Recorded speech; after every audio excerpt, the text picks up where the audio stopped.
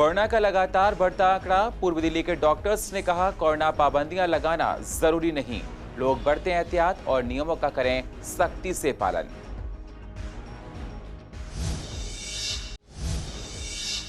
स्वामी दयानंद अस्पताल के बाहर सफाई कर्मचारियों ने दिया धरना।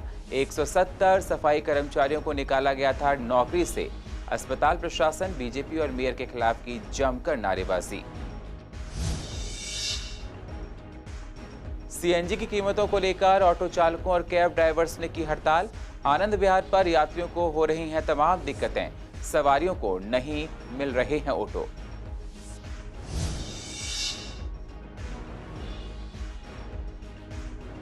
महंगी सब्जियों से पूर्व दिल्ली की जनता है परेशान। नींबू के दाम अभी भी आसमान पर। नींबू के दाम 100 रुपए कम होकर हुए 200 रुपए प्रति किलो। हरी सब्जियों के दाम भी 100 के पार। और दिल्ली के स्कूलों में पढ़ाई चल रही है सुचारू रूप से। स्कूलों में पहुंच रहे हैं सभी बच्चे। स्कूलों में किया जा रहा है कोरोना नियमों का सख्ती से पालन।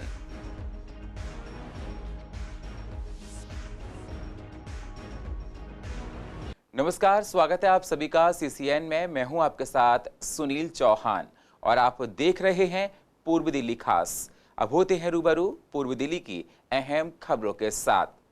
एक बार फिर से दिल्ली में कोरोना का ग्राफ लगातार बढ़ता जा रहा है। हर नए दिन के साथ कोरोना के नए केस देखने को मिल रहे हैं। सवाल ये है, क्या कोरोना के बढ़ते आंकड़ों को देखते हुए पाबंदियां लगनी चाहिए? इस पर हमने पूर्व दिल्ली के एक्सपर्ट से बात की तो उनका कहना था कि हर बार कोरोना पाबंदियां नहीं लगनी चाहिए।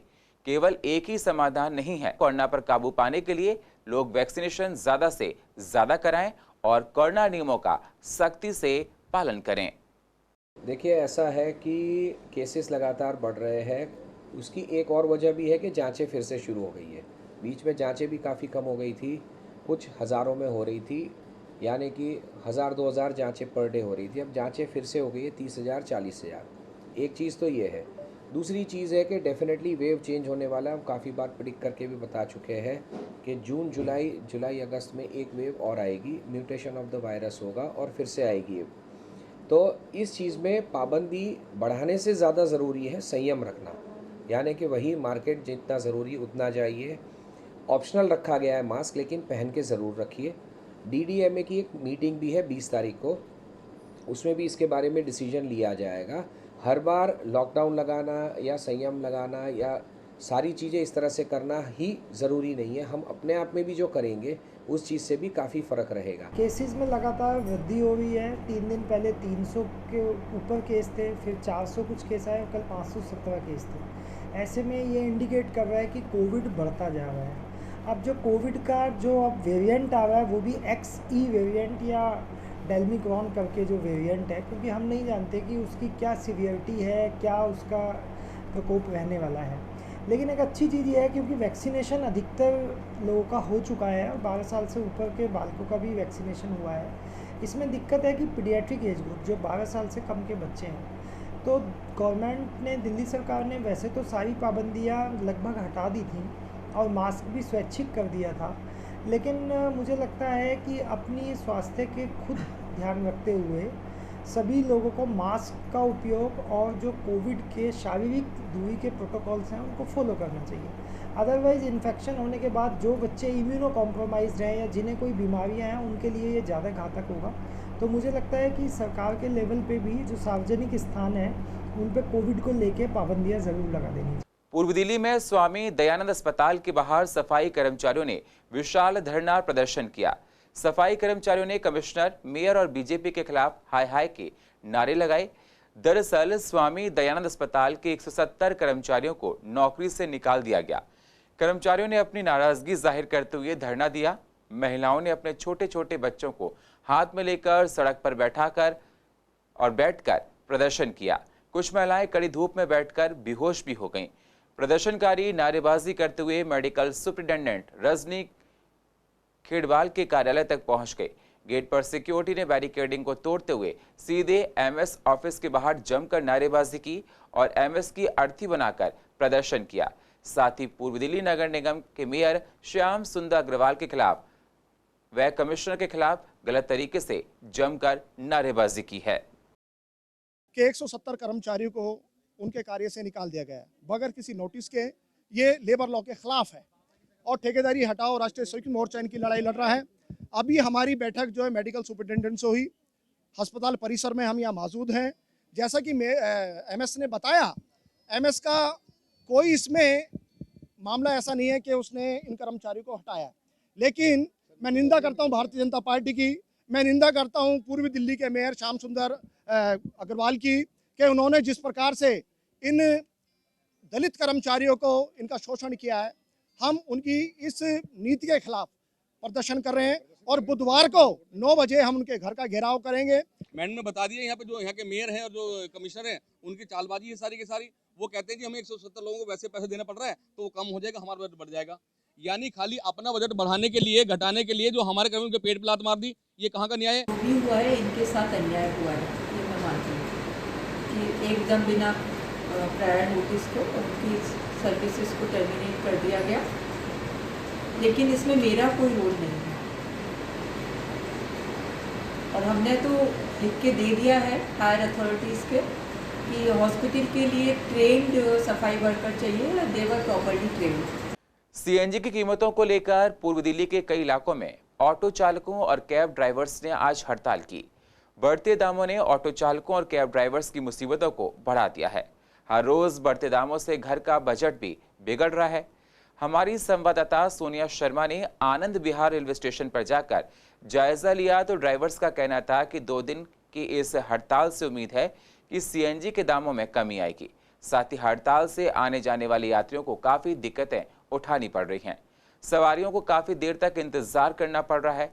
वहीं कैब ड्राइवर्स मुंह मांगे दाम मांगकर सवारियां बैठा रहे हैं। आगे क्या कुछ कहा ड्राइवर्स ने, जरा आप भी सुनिए। मजबूरी है हमारी हड़ताल करना। तो गैस इतनी महंगी हो रही है, पैसेंजर पैसे उतने ही दे रहा है, क्या करें, मजबूरी की वजह से हड़ताल करनी पड़ रही है। अब देखो क्या होता है, पहले होती थी, अब आज डिक्लेयर हुई है कै दिन की हड़ताल हो रही है, तो अभी बताएंगे। बिल्कुल सहमत हैं हड़ताल से।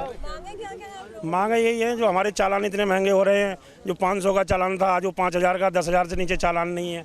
गैस पे पैसे इतने बढ़ रहे हैं, मतलब क्या करा जाए। दिल्ली सरकार बिल्कुल रेट कम किए जाएं। किराया बढ़ेगा पैसेंजर कहाँ से देगा? अगर किराया बढ़ेगा तो पैसेंजर के पास पैसे नहीं इतने कहाँ से देगा वो? गैस कम होगी तो हमारे तो रेट वही चल रहा है, गैस कम होनी चाहिए। अब क्या करें मैडम, हमारी भी तो मजबूरी है ना। हड़ताल तो हमारे मजबूरी में कर रहे हैं कि हमें कोई शौक थोड़ी हड़ताल करने का है। यात्रियों के जेब पे भी लोड डालना नहीं चाहिए ना। हमें सब्सिडी नहीं चाहिए, हमें कुछ किराया बढ़ाना नहीं चाहिए, हमें सिर्फ गैस पे पैसा सीएनजी कम चाहिए। हम चाहते हैं कि सीएनजी 35 रुपये किलो पर केजी मिलनी चाहिए, कि उससे अब हम इस पर किराया बढ़ाएंगे तो पब्लिक की जेब पे लोड पड़ेगा।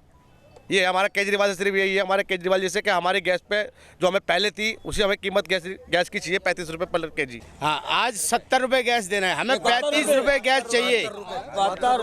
केजरीवाल सरकार चलाएंगे दिल्ली में, 35 रुपये गैस चाहिए हमें। किस्तें तो होती हैं, बिना किस्त की कोई गाड़ी नहीं होती, दिक्कतें होती हैं। अब आप 300 रुपये में जाते हैं, हम आपसे 5 रुपये मांगे, आप कैसे पे करेंगे? हमको नहीं करेंगे ना। हम गैस बताएंगे गैस बढ़ी हुई है, सरकार से ये दे देना 35 रुपये गैस दें हमें। 2 घंटे से वेट कर रहे हैं हम लोग, ऑटो के लिए कोई मिल ही नहीं रहा। पता नहीं, ये बोल रहे सीएनजी का प्रॉब्लम है, सीएनजी की रेट बढ़ा दी है। हाँ, दिक्कत तो हुई है। 2-3 घंटे धूप में खड़े हैं, ऑटो वेट कर रहे हैं, मिली आ ही नहीं रहा कोई ऑटो। बहुत ज़्यादा दिक्कत हो रही है। अभी ओला मैंने बुक किया, पहले मैं 400-450 रुपये में आता था, वो मांग रहा है 900, 1000 रुपये मांग रहा था।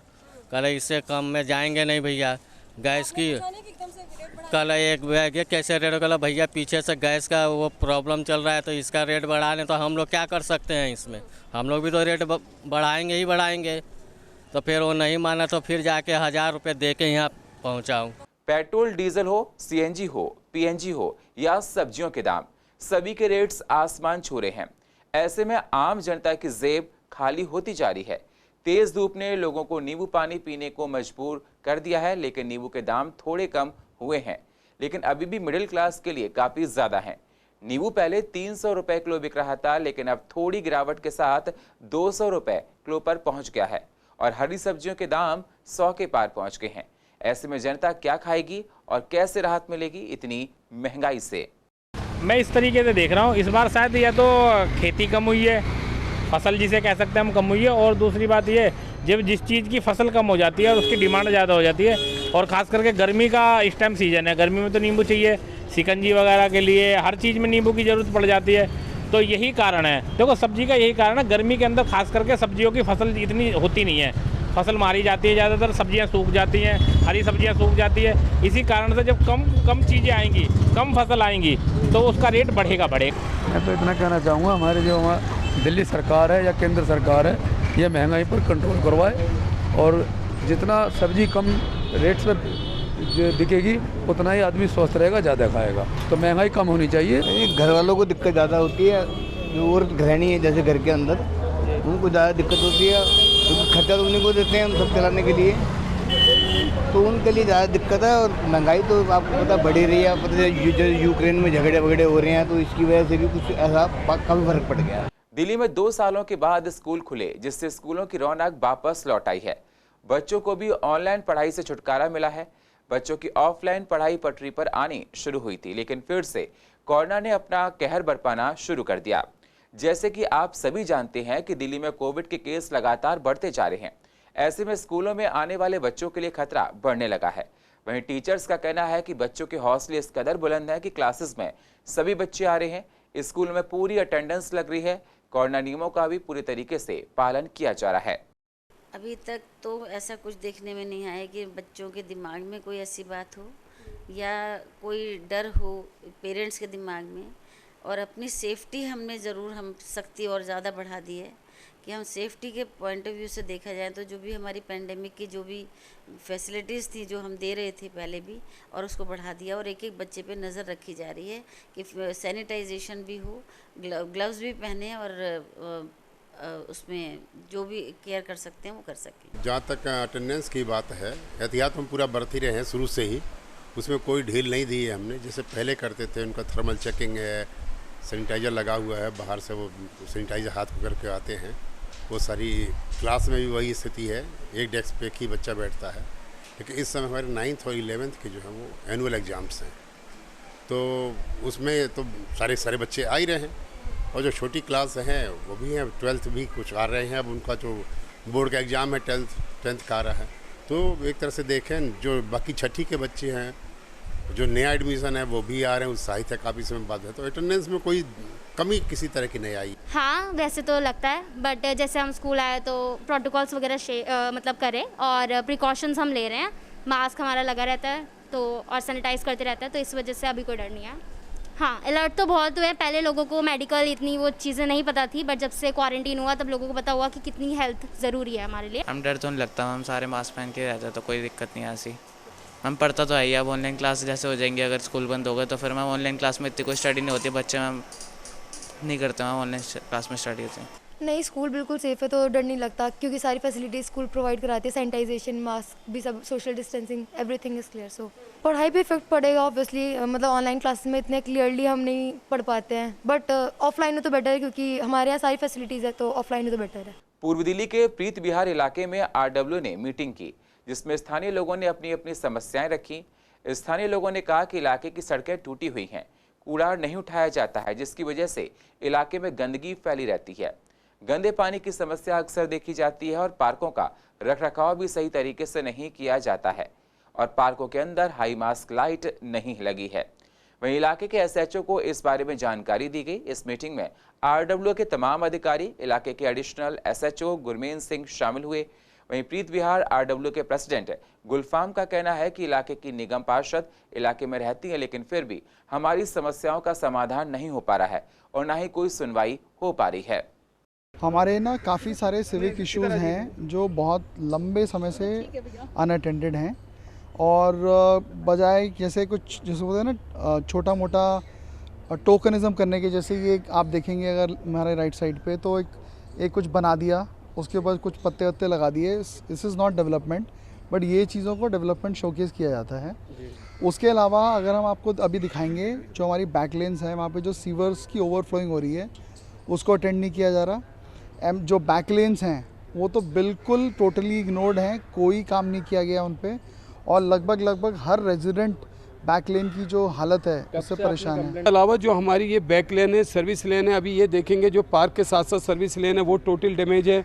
जो हमारे सामने ये मकानों के पीछे वो है अपनी सर्विस लेन है वो टोटल डैमेज है। इतने गली में उनकी समस्या भी इतनी ज़बरदस्त है, कुछ नहीं होगा, कुछ हल नहीं हो रहा। और पीछे कंस्ट्रक्शन हो रही फ्रॉम द लास्ट 8 मंथ, जिससे हमें बहुत पानी की प्रॉब्लम है और कभी ऐसा हुआ नहीं है। पानी का बिल आ रहा था, पहले आ रहा था जब, तो हम गए थे उनके पास कि सबका बिल नहीं आ रहा, हमारा क्यों आ रहा है। मेरा आ रहा था पर्सनली बिल। कितना बिल आ रहा है? 3000 रुपीज़ का बिल आया था मेरा। हमारे यहाँ पे बहुत समस्याएं हैं। हम लोग तो ये सोचते हैं कि हम लोग ने 5 साल पहले जो हमने इलेक्शन में हमने जिनको पार्षद को जितवाया, उनके लिए इतना हमने सोचा कि चलो ये आएंगे, हमारे लिए कुछ करेंगे, डेवलपमेंट हमारा एकदम चेंज हो जाएगा, बिल्कुल जो हमारी परेशानियाँ, कोई परेशानी नहीं रहेगी, जबकि वो यहीं रह रही हैं, यहीं के रेजिडेंट्स हैं। तो लेकिन उसके हिसाब से 10% भी हमारे लोगों को कोई फ़ायदा नहीं है उस चीज़ का। और हम लोगों के यहाँ पे इतना बारिश का इतना पानी जो लाइन कॉलोनीज़ में इकट्ठा हो जाता है, कोई ड्रेनेज नहीं है, कोई नालियाँ नहीं है। इतनी बार उन लोगों के पास जा के हमने बोला कि आप यहाँ ड्रेनेज का कोई सिस्टम करिए कि जैसे पानी अपना आराम से स्मूथली चला जाए। 2-2 दिन तक पानी वहाँ खड़ा रहता है, उसमें मच्छर आते हैं, डेंगू का भी डर रहता है। पूर्व दिल्ली के साउथ अनारकली की गली नंबर 2 की हालत जर्जर बनी हुई है। सड़क में जगह जगह गड्ढे हैं और सड़क टूटी होने की वजह से आने जाने वाले लोगों को तमाम परेशानियां हर रोज उठानी पड़ती हैं। स्थानीय लोगों का कहना है ये गली कई सालों से नहीं बनी है और आसपास की गलियां बन गई हैं। बारिश के मौसम में काफी दिक्कतें होती हैं और सीवर की दिक्कत भी यहां पर है।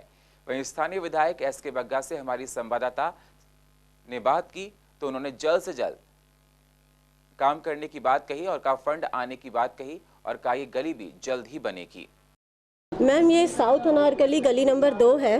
हर टाइम कूड़ा पड़ा रहता है, गली की एंट्रेंस इतनी ख़राब है, इतनी सारी एप्लीकेशंस दी हैं, लेकिन गली नहीं बन रही है। मैडम, MCD में भी कंप्लेंट्स गई हैं, बग्गा सर के पास भी कंप्लेंट्स गई हैं, कोई भी सुधार नहीं है, कोई कंप्लेंट पे सुनवाई नहीं है। पास की गलियाँ बहुत नीट एंड क्लीन है, आप आगे वाली गली देखो, इससे आगे वाली गली देखो, सब बहुत नीट एंड क्लीन है और सब में काम भी हो रहा है। मेरा नाम प्रीति है और हम यहाँ काफ़ी सालों से रह रहे हैं। आए दिन तो यहाँ सीवर भरे रहते हैं, आए दिन बहुत ज़्यादा गली टूटी हुई है, नालियाँ ओवरफ्लो रहती हैं। बग्गा जी को बहुत बार कंप्लेंट जा चुकी है, पर वो कभी कहते हैं फंड्स नहीं है, कभी वो कहते हैं बाद में आना, तो कोई एक्शन नहीं हो पा रहा है। और ये एक तो कंजस्टेड बहुत है, छोटी है, ऊपर से गंदगी इतनी, तो रहना बहुत मुश्किल हो रहा है। आसपास की सारी गलियां बन चुकी है, बट एक यही गली है जो नहीं बन रही है। तो सारे कूड़े के ढेर लगे हुए हैं, नालियां भरी पड़ी हैं, मच्छर आते हैं इतने और बदबू आती है इतनी। 8-9 साल हो गए, 8-9 साल से नहीं बनी गली। मेरे को लेटर आया हुआ 5 मार्च का, वो लेटर मैंने भेजा हुआ है, दोबारा आपकी कंप्लेंट पे भी मैं दोबारा भेज रहा हूँ। बाकी सड़क की बात रही 2 साल कोरोना के चक्कर में, अभी ये 30 मार्च को सेशन खत्म हुआ हमारा बजट सेशन, जिसमें बजट एलोकेट किया हुआ है। तो सड़क के लेटर मेरे पास एक नहीं कई आए हुए हैं। तो जहाँ जहाँ सड़क का मैं सर्वे करवा रहा हूँ, तो सड़क भी बनेगी, जैसे फंड रिलीज होगा तो सड़क भी बनाएंगे। इसमें कोई 2 राय नहीं कि मैं उनको झूठ बोल रहा हूँ, सड़क नहीं बनेगी। मैंने इतनी सड़कें बनवाई अपने विधानसभा में, शायद इतनी कहीं भी नहीं बनी हुई जितनी यहाँ बनी है। 20 साल सड़कें नहीं बनी थी, तो मैं तो खुद जाकर सर्वे कर रहा हूँ। व्यापारियों पर दोहरी मार की तैयारी कर रही है केंद्र सरकार। सरकार GST स्लैब को 5% से खत्म करके 8% करने की तैयारी में लगी हुई है। जनता पहले ही महंगाई से जूझ रही है और ऐसे में अब एक और झटका व्यापारियों को लगने वाला है।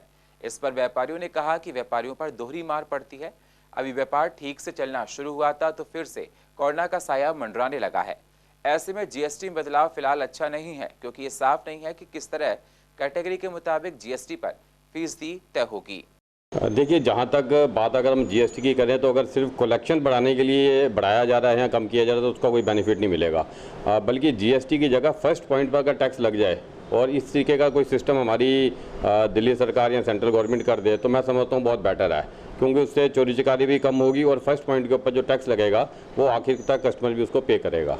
तो मेरे हिसाब से, और अगर आप 5 से कम करने जा रहे हैं वो तो एक बार हम सोचेंगे चलो ठीक है, लेकिन जो बढ़ाने जा रहे हैं उसमें आइटम देखी जाएंगी किस तरीके की आइटमें हैं, कि कुछ ऐसा तो नहीं उसमें जो डेली यूज़ होने वाले आइटम है उस पर टैक्स बढ़ जाए और जो कम यूज़ होने वाली है उस पर टैक्स कम हो जाए। तो मेरी यही गुजारिश है कि एक तो उसको फर्स्ट पॉइंट पर किया जाए, टैक्स सिस्टम में थोड़ा सा बदलाव किया जाए, फर्स्ट पॉइंट पे टैक्स लगेगा, किसी को कोई प्रॉब्लम नहीं होगी इसमें। पहले ही व्यापारी 5% से ही परेशान है, यदि उसको 8% और कर दिया गया तो और ज़्यादा दिक्कत में आ जाएगा। और जो यह रही बात 3% की, तो अभी इसमें यही तय नहीं है कि इसमें कौन सी आइटमें आएंगी। तो सबसे बड़ी बात यह है कि अभी इसको ना बढ़ाया जाए और ना कुछ किया जाए। मेरी राय तो यही है, जिससे कि व्यापारी को थोड़ा आगे बढ़ने दिया जाए। 2 साल से वैसे ही व्यापारी परेशान है, तो अभी तो वैसे फ्लो नहीं आया। अगर ये इस तरीके की स्लैब और ले आएंगे तो व्यापार पे और ज्यादा असर पड़ेगा। दिल्ली में महिला सुरक्षा को लेकर दिल्ली पुलिस द्वारा कुछ हॉट स्पॉट जगहों पर पिंक बूथ बनाए गए। जहां महिलाओं के लिए महिला पुलिसकर्मी तैनात किए गए। हालांकि कुछ बूथ ऐसे थे जहां पर महिला पुलिसकर्मी की गैर मौजूदगी नजर आई है। हमारे संवाददाता ने पूर्व दिल्ली के अलग अलग इलाकों में जाकर बूथ पर पुलिस की मौजूदगी का जायजा लिया तो देखा कि आनंद विहार रेलवे स्टेशन हो या फिर विवेक विहार विवेकानंद कॉलेज, महिला पुलिस बूथ पर पुलिस तैनात थी। इलाके के लोगों ने बताया यहाँ पुलिस मौजूद नहीं रहती है, लेकिन आज पुलिस मौजूद है। नहीं, मैं जब भी निकलती हूँ, इधर से मेरा घर पास में ही है, जब भी निकलती हूँ तो मैं देखती हूँ कि 2 लेडीज़ पुलिसकर्मी यहाँ पर हर समय रहते हैं। और फ़ायदा तो यहाँ है ही, क्योंकि महिला कॉलेज यहाँ पे पास में है, तो लड़कियाँ के लिए बहुत फ़ायदा है। और मतलब हर टाइम हर समय यहाँ पे पुलिस रहती है। और साथ ही हमारा जैन श्वेतांबर तेरापंथ महिला मंडल द्वारा बनाया हुआ है कन्या सुरक्षा सर्कल, तो उससे भी लड़कियों को बहुत ज़्यादा मोटिवेशन मिलता है कि हम कैसे कन्याओं की सुरक्षा कर सकें। नहीं, सुविधाएं तो होनी चाहिए। दिन भर ये जब रहती है तो इस गर्मी के अंदर बिना पंखा कैसे रह सकती है, पंखा तो होना ही चाहिए। और वॉशरूम भी बहुत ज़रूरी है, कंपलसरी है वॉशरूम। महिलाएं कहाँ जाएगी वॉशरूम के लिए, क्योंकि पूरा दिन इनको यहीं रहना है। इंडियन मेडिकल रजिस्टर की जगह राष्ट्रीय चिकित्सा आयोग जल्दी नेशनल मेडिकल रजिस्टर तैयार करने जा रहा है। इसके जरिए देश में सक्रिय डॉक्टरों के सही आंकड़े सामने आएंगे। इसी पर डॉक्टर अनिल गोयल का कहना है, ये पहले भी था कि 5 साल में डॉक्टर को अपना लाइसेंस रिन्यूअल कराना पड़ता था, लेकिन उन लोगों पर कार्रवाई भी होनी चाहिए जो गली मोहल्ले में डॉक्टर बनकर बैठे हैं, वो भी बिना लाइसेंस के, बिना कोई पढ़ाई के बिना। साथ ही डॉक्टर वी के मोंगा का कहना है कि इससे पारदर्शिता आएगी। कई डॉक्टर्स लाइसेंस बनवाते हैं लेकिन कभी देश के बाहर चले जाते हैं या प्रोफेशन चेंज कर देते हैं। रिन्यूअल न कराने के कारण से वो रजिस्टर ही रहते हैं। ऐसे में आंकड़ा साफ नहीं हो पाता और साथ ही झोला छाप डॉक्टर्स पर भी कार्रवाई होनी चाहिए। 1947 से लेकर या जब से MCI बनी आज तक करीब 13 लाख डॉक्टर्स रजिस्टर्ड हैं, लेकिन 13 लाख में से बहुत लोग दिल्ली छोड़ गए, देश छोड़ गए, कई लोग की मृत्यु हो गई, कई लोगों ने अपनी डॉक्टरी छोड़ दी, कई लोग 80 साल के हो गए, 70 साल के हो गए।